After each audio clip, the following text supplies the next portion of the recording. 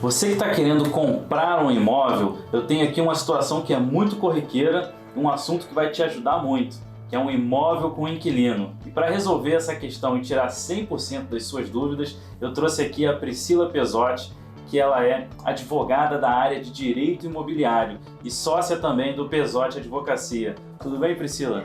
Tudo bem, Rodolfo? É um prazer estar aqui, poder esclarecer alguns pontos para que aquele locador possa se assegurar numa compra e venda e o terceiro adquirente. E mesmo que você não esteja nessa situação, você pode conhecer alguém que esteja passando por isso e pode ajudar esse seu amigo ou parente. Por isso é muito importante você ficar aqui com a gente, porque vai ser um conteúdo muito importante. Isso que a Priscila falou, tanto você que está querendo comprar um imóvel ou algum amigo seu que tenha um inquilino lá dentro. Então a gente vai tirar todas as dúvidas, começando já com uma primeira perguntinha aqui que eu separei para a Priscila, que é a seguinte, ó. Existe uma forma prescrita em lei para o locador dar ciência do interesse da venda desse imóvel? Nós estamos falando hoje aqui sobre o direito de preferência previsto na Lei do Inquilinato, que é a Lei 8.245 de 91. E lá você vai encontrar tudo que a gente vai falar aqui nos artigos 27 a 34. Tá bem claro lá, Rodolfo?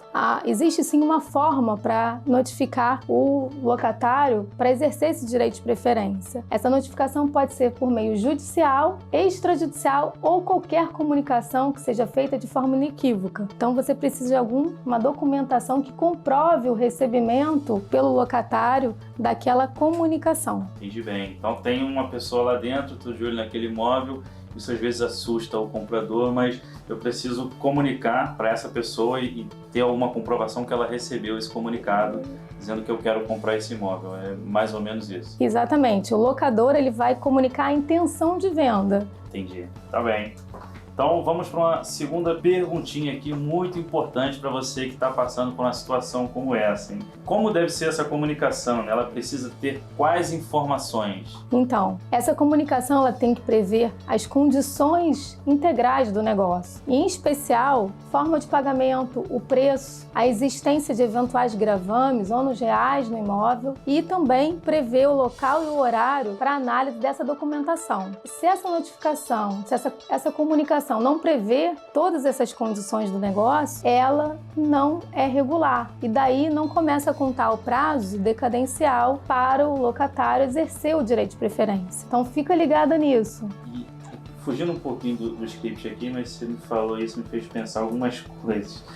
Qual seria esse prazo? Então eu tenho que comunicar lá o inquilino que está ali dentro, mas qual é o prazo do start?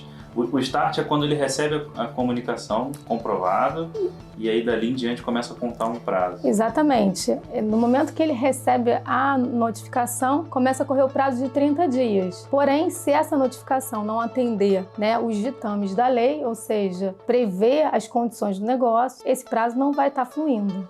Olha só que importante, hein, pessoal? Você tem que fazer uma comunicação certinha, seguindo um padrão, um script, e enviar essa comunicação e contar o prazo. Isso é muito importante porque uma compra imobiliária ela é importante, né? Ela envolve valores mais altos, então você não pode ser muito displicente em gastar, sei lá, 300, 500, 1 milhão de reais. Então, olhar esses atributos é muito importante para você não comprar um problema, né? Ou achar que comprar uma coisa e não tá valendo e depois voltar. Tem essas peculiaridades, né? Com certeza, Rodolfo. Na verdade, para aquele que está querendo adquirir esse imóvel, é importante ele pedir ao locador que apresente uma carta de anuência do locatário, que ele não tem interesse na compra do imóvel. Com isso, o adquirente está resguardado. Pensei em outra coisa aqui também.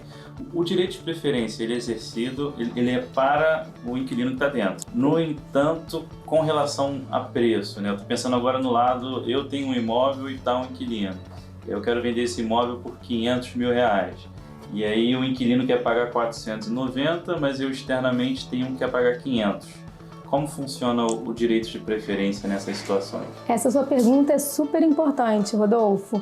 Porque, na verdade, o exercício do direito de preferência, quando ele é externado, ele tem que ser externado no que tange a proposta integral feita pelo locador. Então, ele, na verdade, se ele externar um valor diverso, pode correr o risco de ter caducado o direito de preferência dele, porque a lei é bem categórica nesse sentido. Ele tem o direito de exercer a preferência em 30 dias sobre o valor integral proposto pelo proprietário. Mas nada obsta, obviamente, de que ele faça uma contraproposta. Agora, uma coisa que me veio em mente aqui também, fugindo um pouquinho de crítica, depois eu volto para a pergunta 3, mas é o que acontece em muitos contratos de locação. Por exemplo, a pessoa faz um contrato de 30 meses e aí acaba o prazo dos 30 meses e fica meio que uma coisa de boca, de olho, fio do bigode, não sei como é que funciona exatamente, mas passou o prazo. Entra num prazo indeterminado pela lei, é uma primeira pergunta. E a segunda pergunta é quando entra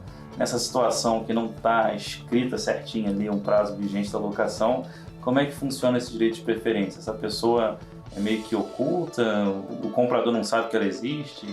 Então, Rodolfo, o contrato de locação, ele pode ser feito por prazo determinado ou indeterminado. Muitas pessoas ficam com dúvida, terminou o prazo do meu contrato, e aí, como fica a minha situação? O contrato passa a viger por prazo indeterminado. As regras que vão ser dispostas são aquelas do contrato que você firmou, o instrumento físico. E, obviamente, que o direito de preferência persiste, mesmo quando o contrato está vigorando por prazo indeterminado. Uma outra coisa que me veio em mente aqui também é que muitos desses contratos de locação eles não são averbados, né? Às vezes você quer comprar um imóvel, você tira uma onda de reais para olhar o que tem nele e não tem lá constando nada de que tem um inquilino. Eu queria saber quais as complicações dentro desse tema do direito de preferência. Então, Rodolfo, o direito de preferência ele decorre da lei e, independentemente de estar ou não averbado na matrícula do imóvel, o inquilino tem direito de prioridade de aquisição desse patrimônio. A grande questão aí, Rodolfo, que é uma importância, é que quando o imóvel não está, o contrato de locação não está averbado na matrícula do imóvel, o adquirente ele não tem a obrigação de manter aquela locação e muito menos esse locatário preterido no direito de preferência não vai ter direito a entrar com a ação de adjudicação compulsória. No máximo ele vai poder entrar com a ação em razão de perdas e danos. Então, ainda assim, nesse tema do contrato de locação está averbado ou não está averbado, eu queria entender melhor quando o contrato está averbado, né? Lá no começo do vídeo, se você voltar aí, você vai lembrar direitinho, que a gente falou de um certo rito para poder fazer essa compra não tendo mais um inquilino lá dentro. Vamos pegar um caso aqui que eu criei veio na mente. Se o contrato tiver averbado uma locação até 2025, eu seguindo esse rito como comprador lá de fazer todo esse passo a passo, procedimento, eu consigo entrar no imóvel e ter essa compra imediata ou tenho que seguir a averbação lá, como é que está até 2025? Essa pergunta é muito boa e pertinente, e principalmente para quem está adquirindo imóvel e pensa em residir, é importante a primeira coisa tirar a certidão de ônus reais e averiguar se de fato tem a averbação desse contrato na matrícula do imóvel. Se houver essa averbação, você precisa analisar se há uma cláusula de vigência em caso de alienação do imóvel. Se tiver esses dois requisitos sendo observados, há essa cláusula de vigência e o contrato está averbado, de fato você não vai poder denunciar o contrato antes de transcorrido o prazo de vigência. Então, isso é um dos cuidados que deve ter. Agora, caso não esteja averbado, aí sim, o adquirente de boa-fé, ele vai notificar, a contar da data da averbação da compra e venda no registro de imóveis, vai notificar o locatário para desocupação do imóvel em 90 dias. Então, olha só, gente, a gente separou um conteúdo bem rico, bem importante para você. Várias questões aqui que a Priscila trouxe programadas e que me veio surgindo em mente, para você ver como é importante você saber tudo isso para você comprar um imóvel com um inquilino lá dentro, né? Parecia ser uma coisa boba, uma coisa simples, a gente viu que tem que tomar diversos cuidados, principalmente tem que entender tudo isso para você saber qual risco você está correndo ou não numa situação dessas, tá bem? E eu quero convidar você para continuar assistindo o nosso canal, os nossos vídeos aqui, porque ainda tem muito mais conteúdo com a Priscila, é muito assunto dentro desse tema. Então, continua aqui acompanhando os nossos vídeos, segue o nosso canal, porque o beneficiado vai ser você.